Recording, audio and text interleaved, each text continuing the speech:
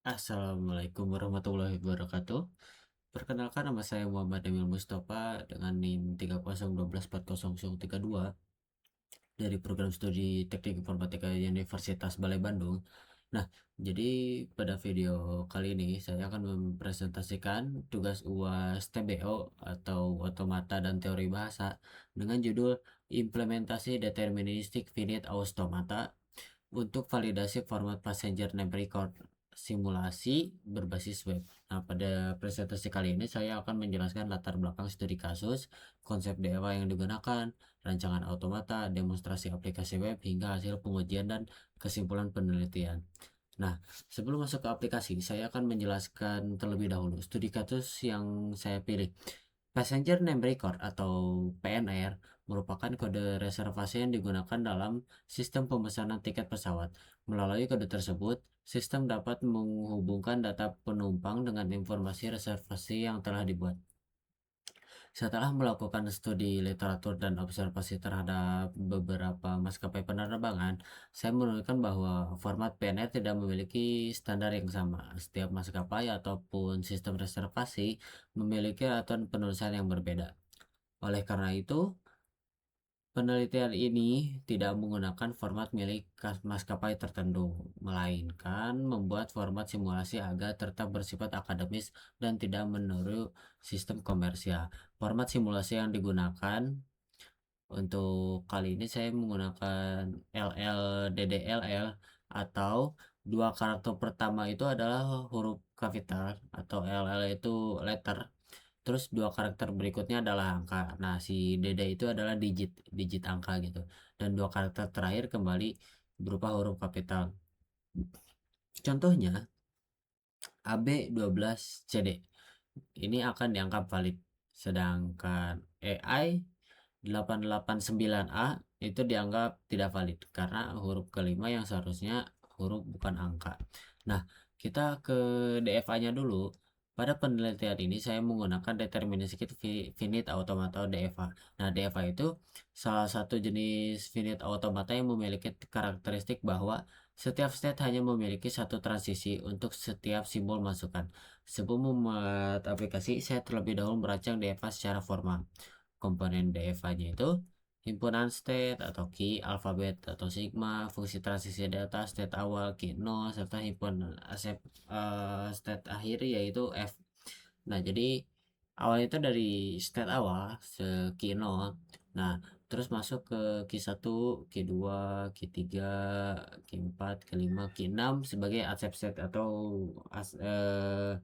state sebelum state akhir. Nah, di key 6 itu bisa di accept, diterima atau di reject gitu sebagai penolakan. Kita ke ininya langsung di sini. Nah, ini nih bisa dilihat ini untuk transisi tabelnya gimana. Nah, jadi si cara kerja DFN ini cukup sederhana. Mesin membaca karakter satu persatu. Nah, jika karakter pertama huruf kapital maka pindah dari Kino ke Q1. Terus sama kayak Q1 ke Q2. Nah, kalau bukan kapital ya di reject gitu loh. Nah, karakter ketiga dan keempat tuh harus digit gitu, harus angka. Jadi bisa dari Q3 ke Q4. Kalau inputnya angka, kalau ke inputnya letter itu di reject. Sama kayak Q4 ke Q5. Nah, Q4 ke Q5 ini harus kembali ke letter. Kalau misalnya ke digit lagi bakal akan di reject gitu loh. Nah, jadi polanya sama terus dari letter-letter, digit-digit sama letter-letter atau LL, DDLL. Nah, jadi kalau misalnya salah satunya itu bakal di reject gitu loh. Kalau misalnya ada yang salah nih, ada ini key reject. Nah, dan demikian hanya sering yang memenuhi pola yang dapat mencapai key 6. Kita ke demo aplikasinya aja. Bentar saya mau lihat, oke, masih 4 menit. Masih bisa lama ya. Kita coba. Nah, ini webnya, web yang telah saya buat, passenger name record validator gitu. Nah, mungkin kita coba dulu nih. Di awal nih ada Piano Validator Engine ya. Nah, kalian tuh inputnya tuh di sebelah sini. Kalian bebas bawa inputnya seberapa banyak. Nah, Soalnya nanti akan ada validasi historinya gitu. Kalian bisa lihat di sini. Bisa kita contoh ikutin aja ini AB12 jadi. Nah, fun fact-nya di sini saya setupnya untuk uppercase semua. Jadi nggak mungkin bakal ada yang lowercase. Bisa AB12 berapa tadi? Oh, CD. AB12 CD. Kita klik validate dan bisa dilihat statusnya itu valid PNR gitu. Karena sesuai dengan format LL, DD, LL. Nah, ini ada ketentuan. Ada komentarnya. Nah, validasinya history bisa dilihat valid. Nah, bisa dilihat untuk eksekusi trace-nya, kalian juga bisa ngebacanya di sini. Nah, dari key 0 ke key 1, dia inputnya A nih, berarti benar nih karena letter. Nah, key 1 ke key 2 inputnya B, letter juga. Key 2 ke key 3 itu digit, key 3 ke key 4 itu digit, key 4 ke 5 letter, key 5 ke 6 letter juga. Maka final state-nya di key 6. Bisa dilihat di sini. Nah, ini state diagramnya. Lebih mudah daripada yang tadi. Nah, dari Kino ke Q1 itu letter, Kino ke Kino Q1 ke Q2 letter, Q2 ke Q3 itu pakai digit, Q3 ke 4 digit, Q4 ke 5 letter, 5 ke 6 letter juga. Nah, gimana sih kalau semisalnya aduh maaf, misal kita coba yang nggak divalidasi. Misal 123 HG 2 ya udah 6 kan mana kita validate maka akan invalid karena tidak sesuai dengan formatnya yang adalah LLDLL sedangkan ini adalah DDD LLD. Nah, otomatis ini akan invalid. Nah, dari awal bisa dilihat key 0 ke dengan input satu aja langsung di reject karena harus letter masuknya itu. Maka habis dari reject ini semuanya juga akan di reject. Jadi tidak akan dimasukkan. Selanjutnya, nah bisa dilihat dari state diagram dari key 0 saja, dari input awal saja sudah langsung salah, sudah langsung di Q reject gitu. Nah, gimana kalau semisalnya di tengah-tengah kita reset dulu. Nah, kita coba AB yang enggak beda-beda. JH2I terus TUU. Oke, validate, invalid karena ya ininya bukan yang i-nya itu bukan digit itu. Bisa dilihat di sini. Nah, ketika inputnya i dari key 3 ke key 4, dia akan di reject karena si i ini harusnya adalah digit. Nah, kalau ini langsung dari key 3-nya itu langsung di reject karena key 3 ke key 4-nya itu salah gitu loh. Harusnya pakai digit. Gimana kalau di 6? So PO 67 oke okay. And then O dan 9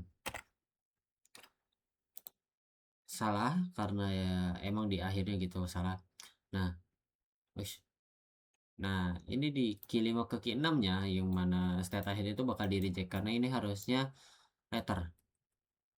Nah ini nih key 5 nya bakal langsung di reject gitu loh sebelum masuk ke key 6 ya emang state akhir. Oke, hasilnya itu jadi banyak lah bisa dilakukan black box testing gitu jadi nggak cuman satu gitu.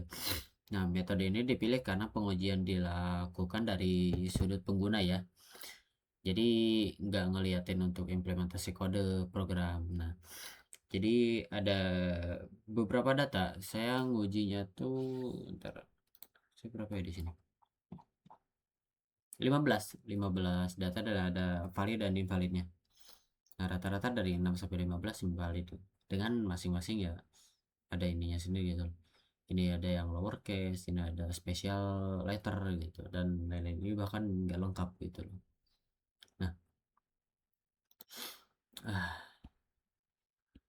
jadi seluruh pengungsian itu sesuai dengan ekspektasi lah ya, karena emang menyesuai juga sama yang telah dibuat gitu. Kita riset aja, clear story juga bisa gitu loh.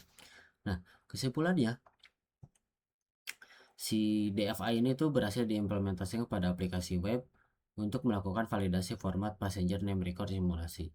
Aplikasi mampu membedakan kode yang valid maupun tidak valid berdasarkan pola LLDDLL. Selain menghasilkan keputusan berupa valid atau invalid, aplikasi juga menyediakan fitur execution trace dan state diagnose sehingga proses perpindahan dapat diamati secara langsung.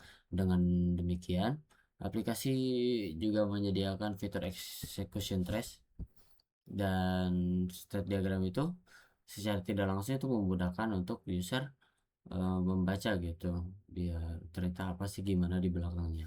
Nah, dengan demikian itu aplikasi ini tidak dapat hanya berfungsi sebagai alat validasi, tetapi juga sebagai media pembelajaran yang membantu memahami konsep kerja deterministik finite automata.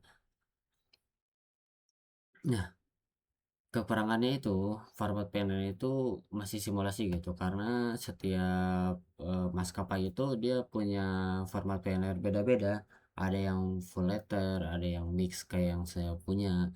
Nah, kedepannya penelitian ini dapat dikembangkan menggunakan format yang lebih kompleks, diintegrasikan dengan basis data reservasi, atau dikembangkan menjadi bagian dari sistem validasi pada aplikasi reservasi penerbangan. Nah, mungkin sekian gitu dari presentasi saya. Wassalamualaikum warahmatullahi wabarakatuh.